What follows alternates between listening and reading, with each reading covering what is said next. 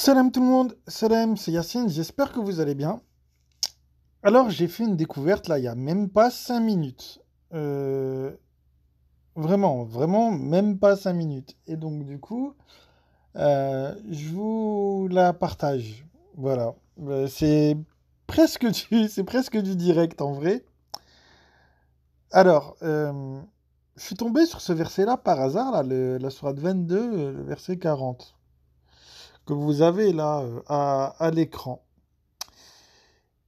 Et vous voyez donc dans ce passage-là, donc dans la sourate 22, le verset 40, il y a quelque chose qui, moi, me choque. Il y a quelque chose qui me choque. C'est le passage qu'ils ont traduit par les monastères seraient démolis, ainsi que les églises, les synagogues et les mesjids, donc qui est habituellement traduit par mosquée, là où l'on mentionne abondamment le nom de Dieu. Problème, c'est que quand on va voir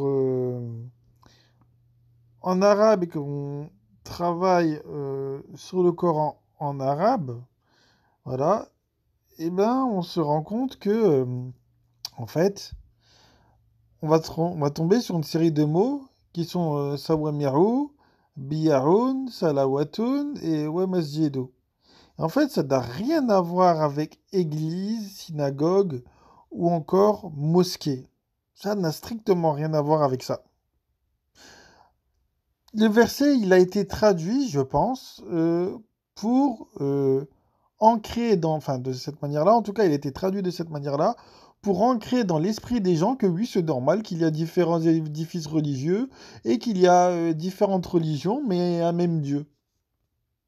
Alors qu'en fait, pas du tout. En fait, pas du tout. C'est, c'est incroyable. Vous vous souvenez, je vous avais déjà parlé de la douille des fameuses trois religions abrahamiques. Ah bon, parce qu'Abraham, il a fondé trois religions depuis quand? Abraham, coraniquement, il est musulman. Il est pas juif, Abraham. Il n'est pas chrétien non plus. Voilà. On nous dit, ouais, les trois religions abrahamiques, judaïsme, christianisme et islam. Ah bon? Ah bon? Finalement, j'aimerais bien que, honnêtement, qu'est-ce que serait, franchement, ce serait génial si c'était possible que Abraham il revenait aujourd'hui à notre époque et qu'on lui parle des trois religions des trois religions abrahamiques. Franchement, j'aimerais bien voir la réponse qu'il aurait donnée. Parce que coraniquement, c'est un punchliner, Abraham. Donc, euh, donc voilà. Donc c'était pour vous faire partager cette petite découverte. Voilà. C'est pas parce que je ne vous parle pas des traductions sur la chaîne que je continue pas le taf en fait. Parce que j'ai vu, il y en a, ils se disent, ah, Yacine, il a abandonné les traductions.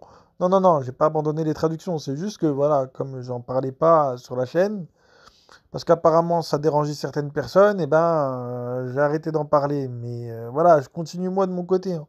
Voilà. Euh, donc voilà, voilà. Donc n'oubliez pas, les traductions, c'est pas le Coran. Faire confiance à une traduction, ça revient à la même chose que de faire confiance à un imam. Voilà. Parce que les traducteurs, souvent, ils sont sunnites. Voilà, ils traduisent en fonction de leur dogme. C'est évident. Donc voilà, donc moi je ne fais absolument pas confiance aux traductions, je vérifie toujours ce que je lis. Toujours. Et de toute façon, il y a des méthodes aujourd'hui. Même si vous n'êtes pas arabophone, il y a des méthodes pour vérifier les traductions. Vous avez des sites internet, comme le site coransol.com, qui est un très bon site. Allez dessus.